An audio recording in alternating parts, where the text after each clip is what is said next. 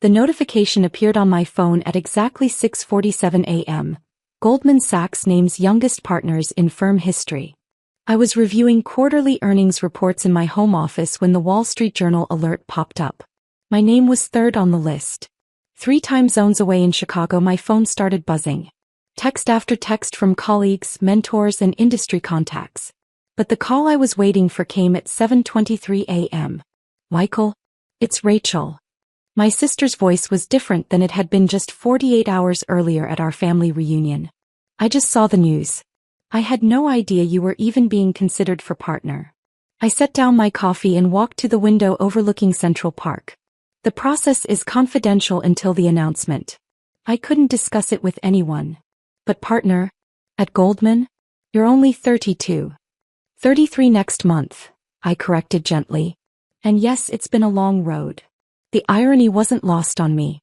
Just 2 days earlier, Rachel had cornered me at Uncle Tom's backyard barbecue in suburban Illinois, explaining to our assembled relatives why my career in finance was essentially a dead end.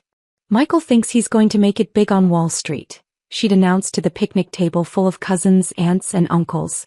But he doesn't understand how these firms really work. It's all about connections, family money, Ivy League networks. You can't just work hard and expect to rise to the top. I'd been filling my plate with grilled vegetables when she launched into her analysis. Rachel worked in corporate communications for a mid-sized manufacturing company in Milwaukee. She'd spent 2 years at Northwestern's business school and considered herself well-versed in professional hierarchies. The partners at these investment banks come from old money families, she continued, warming to her theme. Their fathers are CEOs, their grandfathers founded companies. Michael graduated from state school. He doesn't have those advantages. Our cousin Jennifer had nodded sympathetically. It must be frustrating to hit that ceiling. I think Michael's doing just fine, Aunt Patricia had interjected diplomatically. Oh, he's doing fine, Rachel agreed. I'm sure he makes decent money. But partner? At Goldman Sachs? That's a different league entirely. Those positions are reserved for people with serious connections. I'd continued loading potato salad onto my plate, listening to Rachel's detailed explanation of why my career trajectory was fundamentally limited by my background. She meant well, I knew. Rachel had always been protective even when we were kids. She worried about me setting unrealistic expectations. The financial industry is incredibly hierarchical, she'd explained to the table. There are invisible barriers that most people don't see until they hit them. Michael's talented, but talent alone isn't enough at that level. Uncle Tom had changed the subject to the Cubs' chances this season, and the conversation had moved on. But Rachel's words had echoed the doubts I'd wrestled with throughout my career. She wasn't wrong about the industry's reputation for favoring certain backgrounds. I'd grown up in Rockford, Illinois, the son of a high school teacher and a postal worker. My parents had worked 2 jobs each to help pay for my education at University of Illinois. I'd graduated with a finance degree and $47,000 in student loans, then moved to Chicago for an entry-level position at a regional investment firm. The transition to Goldman Sachs had come 3 years later, when a mentor recommended me for an associate position in their derivatives trading division. I'd spent the next 8 years systematically building expertise in complex financial instruments, developing client relationships, and leading increasingly large transactions. But Rachel's assessment at the reunion reflected a common perception about Wall Street firms. The industry did have a reputation for promoting people based on connections rather than performance. Her skepticism was shared by many of our extended family members, who viewed my career with a mixture of pride and concern. Are you still there? Rachel's voice brought me back to the present moment. Yes, sorry. Just processing everything. It's been a whirlwind morning. Michael, I owe you an apology. What I said at the reunion was completely out of line. I had no idea what you'd accomplished, and I made assumptions about your career that were clearly wrong. I appreciated her directness. You were looking out for me. I understand that. No, I was being condescending and presumptuous. I know you well enough to know you don't talk about work unless someone asks directly. I should have asked about your actual responsibilities instead of making pronouncements about the industry. That was true. I'd always been private about the specifics of my career. When family members asked about work, I usually gave general responses about doing well or staying busy. The confidential nature of many transactions made detailed discussions impossible, but more than that, I'd never wanted to seem like I was bragging about deals or compensation. The partnership process at Goldman is incredibly rigorous, I explained. It typically takes 10 to 15 years of demonstrated performance across multiple business cycles. The selection considers revenue generation, client development, risk management, and leadership capabilities. How long have you been working toward this? Actively? About 5 years. The firm identified me as a potential partner candidate after I led the restructuring of the Midwest municipal bond portfolio during the 2019 market volatility. But the evaluation process considers your entire body of work. Rachel was quiet for a moment. I had no idea you were handling transactions at that level. The municipal bond work involved $2.3 billion in restructured debt across 17 different municipalities. It required coordination between our trading desk, research division, and client advisory teams. The deal protected pension funds for about 400,000 retirees. I hadn't intended to provide such specific details, but Rachel's genuine interest encouraged me to continue. Most of my work involves institutional clients, pension funds, insurance companies, sovereign wealth funds. The transactions are large enough that they can impact entire markets if they're not structured properly. And Goldman just announced you as the youngest partner in firm history? One of the youngest. There are 3 of us in this promotion cycle who are under 35. The firm has been making an effort to promote based on performance rather than tenure. My phone buzzed with another incoming call. The caller ID showed David Chin, my managing director. Rachel, I need to take this call from my boss. Can we continue this conversation later? Of course. Michael, I'm really proud of you. And I'm sorry for underestimating what you've built. I accepted David's call as Rachel hung up. Michael, congratulations. The announcement has generated significant client interest. I need you in the office by 9 for the partner welcome meeting, then we have 3 client calls scheduled to discuss your new role. I'll be there in 45 minutes. Excellent. Also, Reuters is requesting a comment about the promotion. Communications wants to coordinate a brief statement emphasizing your municipal bond expertise. After David hung up, I sat quietly for a few minutes, reflecting on the contrast between Saturday's family reunion and Monday's reality. Rachel's assumptions about my career limitations had been understandable but incomplete. The path to partnership had required not just technical expertise, but also the ability to build trust with clients who managed hundreds of billions in assets. The Goldman Sachs partnership represented recognition from one of the most selective professional organizations in finance. The firm promoted fewer than 2% of its employees to partner level, and the evaluation process involved detailed review by existing partners across multiple divisions. But more than the title or compensation, the partnership meant the opportunity to influence how the firm approached emerging markets and regulatory challenges. My municipal bond expertise had positioned me to help institutional clients navigate increasingly complex credit markets. My phone rang again. This time it was Mom. Michael, honey, your Aunt Patricia just called. She saw the news online. Is it true you made partner at Goldman Sachs? His mom. The announcement went out this morning. Oh my goodness. Your father and I are so proud. We had no idea this was happening. I couldn't discuss it until the firm made the announcement. The process is confidential. Rachel called too. She's feeling terrible about what she said at the reunion. She already apologized. Rachel was trying to protect me from disappointment. I understand her perspective. She said she had no idea you were working on such important projects. Most of my work involves confidential client relationships. I can't discuss specific transactions even with family. Mom was quiet for a moment. We always knew you were doing well, but we didn't realize how well. Your father wants to know if you can explain what a partner does at Goldman Sachs. I smiled. Dad had spent 37 years teaching high school mathematics. His questions about finance were always thoughtful and precise. A partner has equity ownership in the firm and responsibility for major client relationships. I'll be leading the municipal bond advisory practice for the Midwest region. That means working with state and local governments, pension funds, and insurance companies to structure debt financing. That sounds like a lot of responsibility. It is. But it's also an opportunity to help public institutions manage their financial obligations more effectively.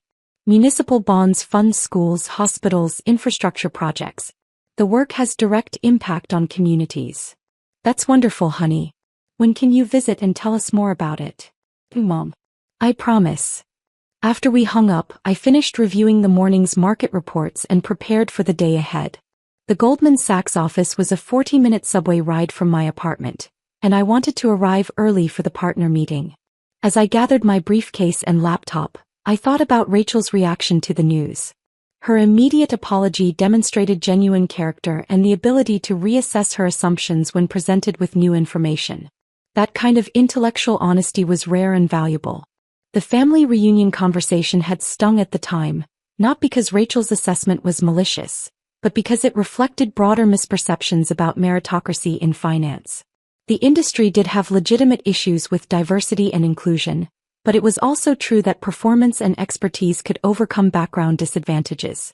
My path to partnership had required not just technical competence, but also the emotional intelligence to build relationships with clients from vastly different backgrounds.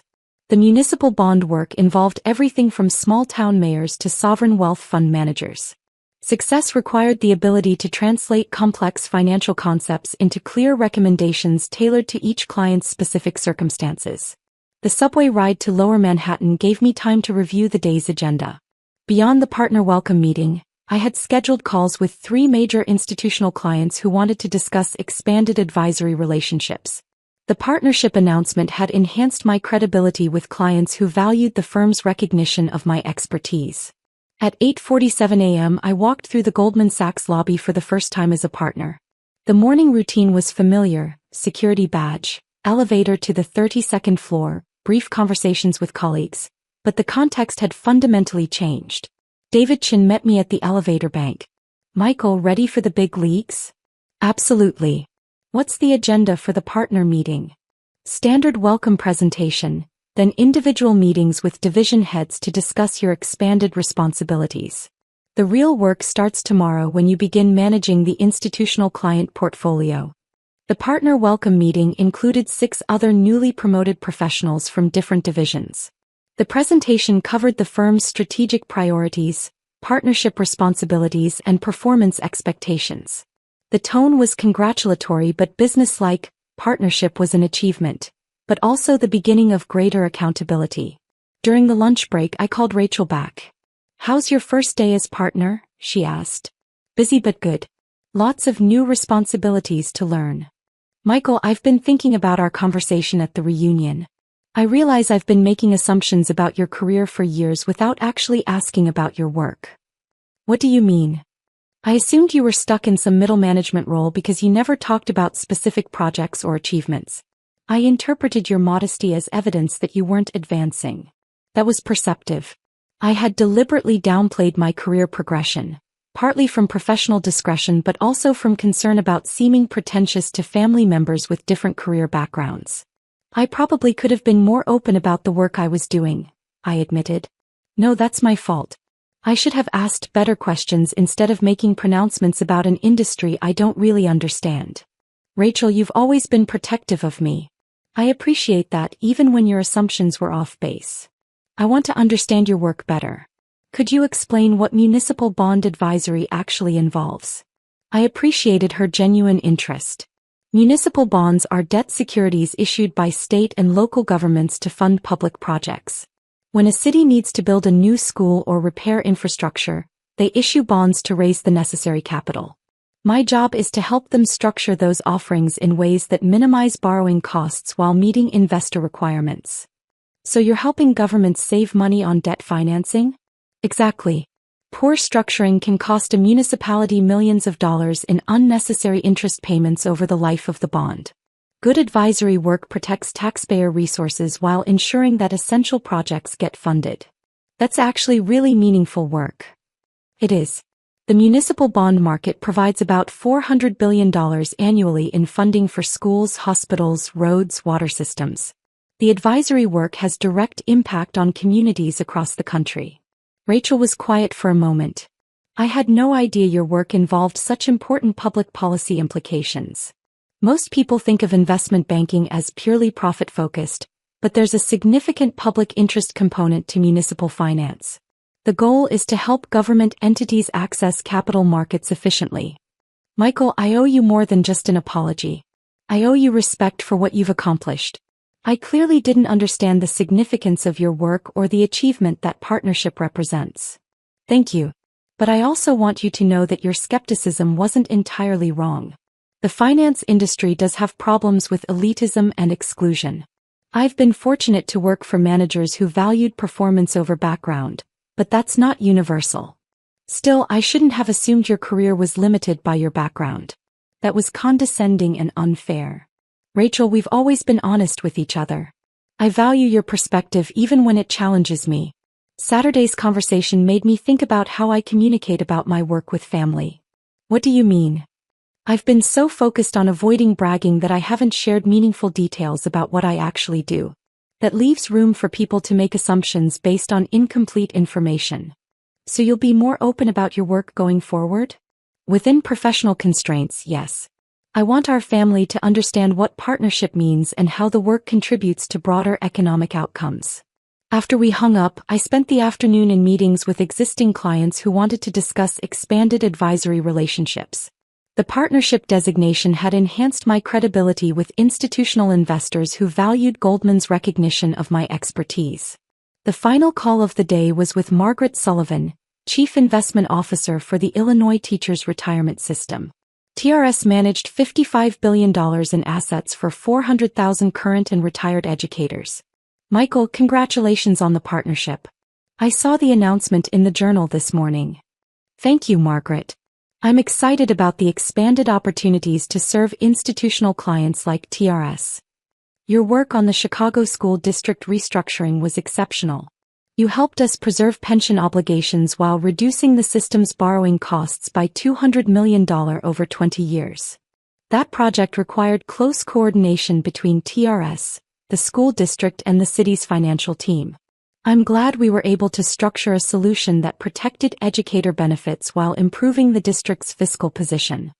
We'd like to discuss expanding our relationship with Goldman through your municipal advisory practice. TRS is considering several infrastructure investments that would benefit from your expertise. The conversation continued for 45 minutes, covering potential advisory work worth $500 million in bond transactions over the next 2 years. Margaret's confidence in my capabilities reflected years of demonstrated performance on complex restructuring projects. As I prepared to leave the office, I reflected on the contrast between Saturday's family reunion and Monday's professional validation. Rachel's assumptions about my career limitations had been understandable but incomplete. The path to partnership had required not just technical expertise, but also the ability to build trust with sophisticated institutional clients. More importantly, the day had highlighted the value of honest communication with family members about professional accomplishments. Rachel's immediate apology and genuine interest in understanding my work demonstrated the kind of intellectual humility that strengthened our relationship. That evening, I called Dad to explain the partnership role in more detail. Michael, your mother told me about the promotion. I'm proud of you, but I have to admit I don't fully understand what a partner does at an investment bank. A partner has ownership equity in the firm and responsibility for major client relationships. I'll be leading advisory work for government entities and institutional investors in the municipal bond market. Can you give me a specific example? Sure. Last year, I helped the state of Indiana restructure $800 million in education debt. The existing bonds had high interest rates that were draining resources from classroom funding. We structured new bonds at lower rates, saving the state $150 million over 15 years. So you helped free up money for schools? Exactly. That $150 million in savings went directly back into teacher salaries, classroom resources, and infrastructure improvements. The financial engineering had direct educational impact. Dad was quiet for a moment. That's remarkable, son. I had no idea your work involved such important public policy outcomes. Most people think of Wall Street as purely profit-focused, but municipal finance has significant public interest components. The goal is to help government entities access capital markets efficiently so they can fund essential services. Your work is actually protecting taxpayer resources? That's right. poor financial structuring can waste millions of dollars in unnecessary interest payments. Good advisory work ensures that public funds are used efficiently. Michael, I wish you had explained this sooner. I'm not just proud of your success. I'm proud of the work you're doing for communities across the country. The conversation with Dad reinforced my commitment to better communication about my career with family members. Their support had been crucial throughout my education and early career development.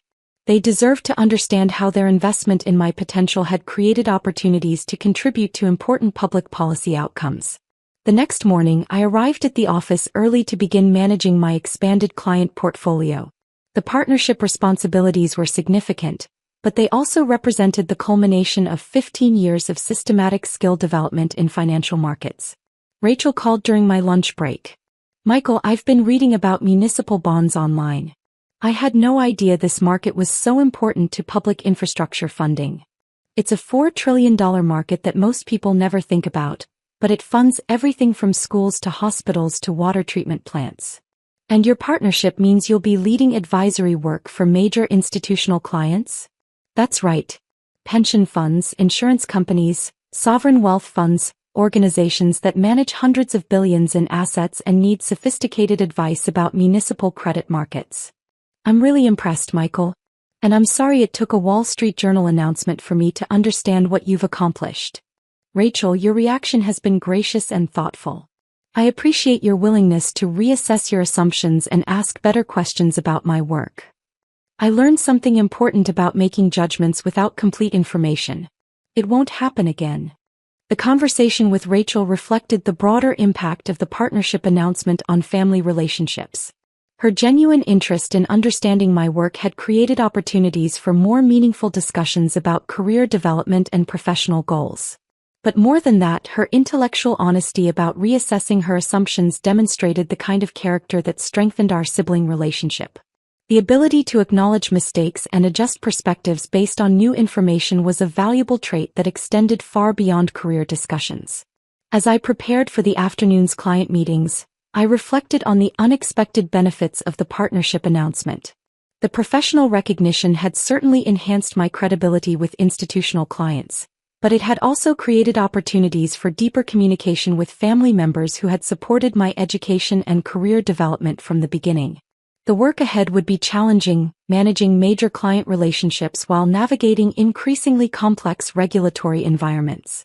But the foundation of technical expertise, client trust, and family support provided a strong platform for the responsibilities that partnership entailed.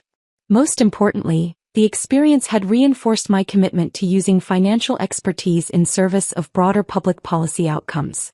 The municipal bond market provided essential funding for community infrastructure, and advisory work had direct impact on the efficient use of taxpayer resources. That impact, more than the title or compensation, made the partnership meaningful.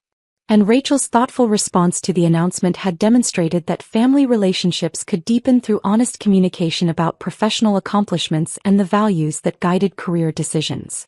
The path to partnership had required not just technical competence, but also the emotional intelligence to build relationships with clients, colleagues, and family members based on mutual respect and shared commitment to meaningful outcomes. That foundation would continue to guide the work ahead as I embraced the expanded responsibilities that partnership entailed.